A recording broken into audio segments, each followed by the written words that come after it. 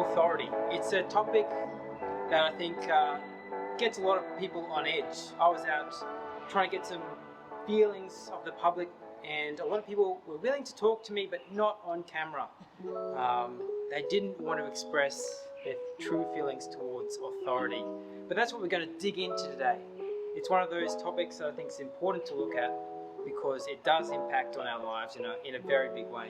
Yeah, well, I mean, when I think about authority, I don't really worry about it too much. I don't worry if I see a police person near me. I don't get anxious about that because generally I'm trying to follow the rules, and I just know that there's not likely to be something I'm going to get in trouble for. Yeah, well, it might surprise you to know that I have had a few run-ins with the law in my time, not to the level that I've ever been in here.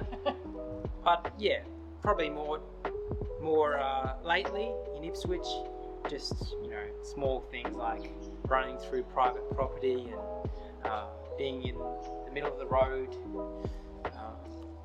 But let's just say I've spoken to police officers half a dozen times in the last couple of years. Usually quite respectful towards them, so it doesn't go any further. But I think it's in the Australian DNA to sort of have that rebellious spirit towards authority. Do you think so?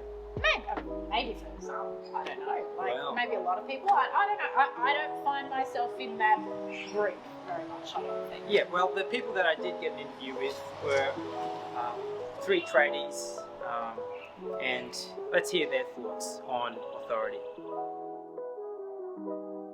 Thoughts on and feelings are about authority today? I hate it. Yeah? Yeah. Me and authority don't have a very good history. We don't really get along. It's pretty shocking, man, to be honest, I reckon. Yep. Any solutions? Kick them all out and put like regular people like us in there, man. They actually care about people, Yep. Agreed. Regular people? Yeah, people just like you and I, man, that actually care about people. Obviously you care about people, you're out here doing this, so.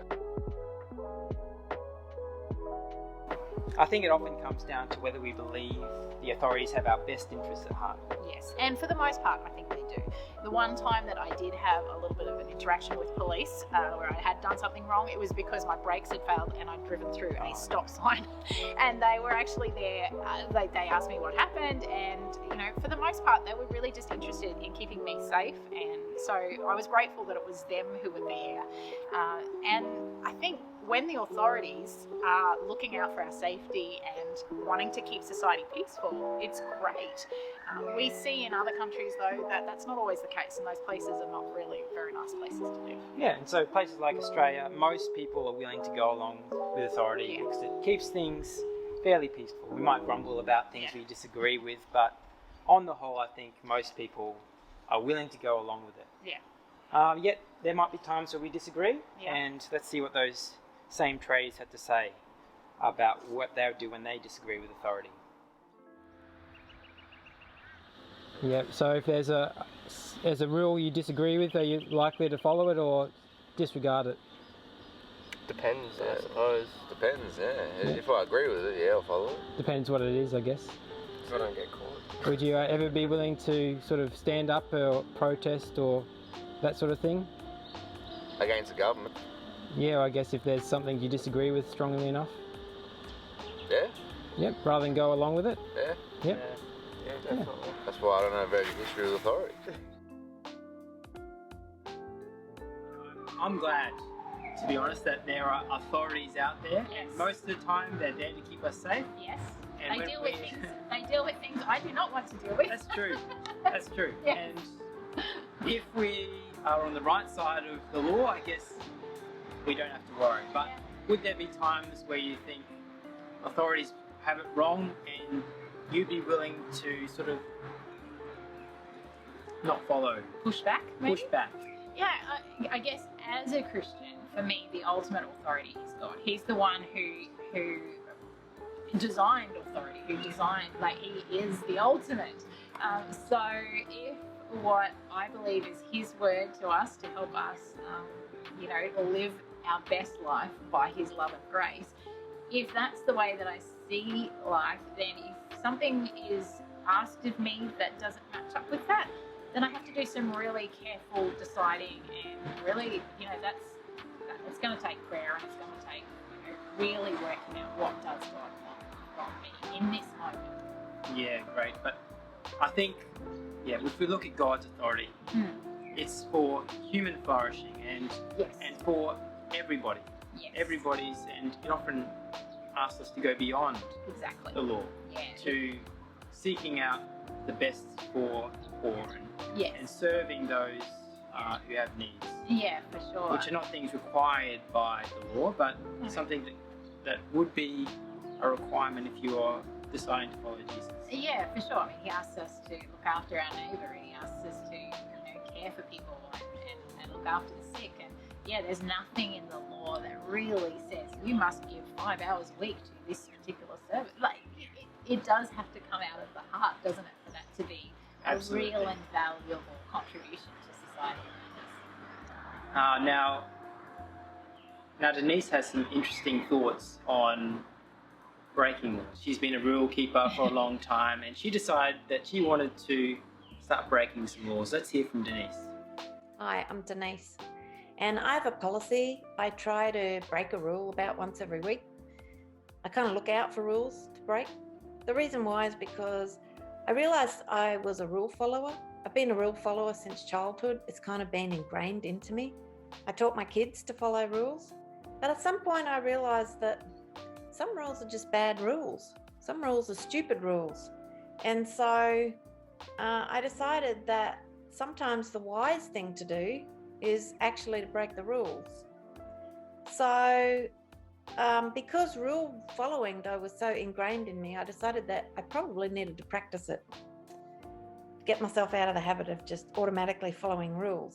So I started just looking for opportunities to break rules, and not big rules, not rules that inconvenience people or that endanger people's lives. Like, for example, I actually don't break the speed limit rule because I feel like I'm responsible for not only my own safety, but the safety of other people. So I just don't think that that's a good rule to break. But, if there's a car park, I try and go in the out, and I park where I'm not supposed to sometimes.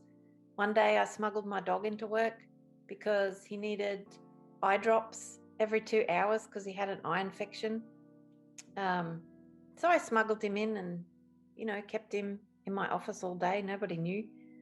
Once I didn't pay a bank fee. I went into the bank branch and I was kind of disgusted with them because they'd been not terribly transparent with their fees. And so I closed my account. And then after I closed it, the guy said, "Oh, we have a $5 fee for closing the account." And I just said, "I'm not going to pay that," and just walked on out of the bank. I mean, what are they going to do? So I don't know. I think practicing breaking some stupid rules has maybe emboldened me to break some unwritten social rules that definitely should be broken. I think it's really interesting what Denise was saying there, that there is a place for quiet disruption when laws are outdated or aren't serving the best interests of people. And the early Christians were like that, a quiet disruptive force where the poor, for example, weren't being looked after by those in authority. And it was unsettling for those in authority to see Christians treating everyone as equals, for example. And I think that is something that has a place when there are rules that aren't serving the community. It is important for us to stand up. I think, Denise's comments were really interesting. And while I totally see the value in what she's saying, there is a different part for me where I sort of go, well, rules are also a little bit of an extension of God's hand of love towards us, which is actually inviting us to recognise that, first of all, rules they're not everything we need. We actually need a heart response. He actually says in the word in Isaiah, don't follow rules by rote.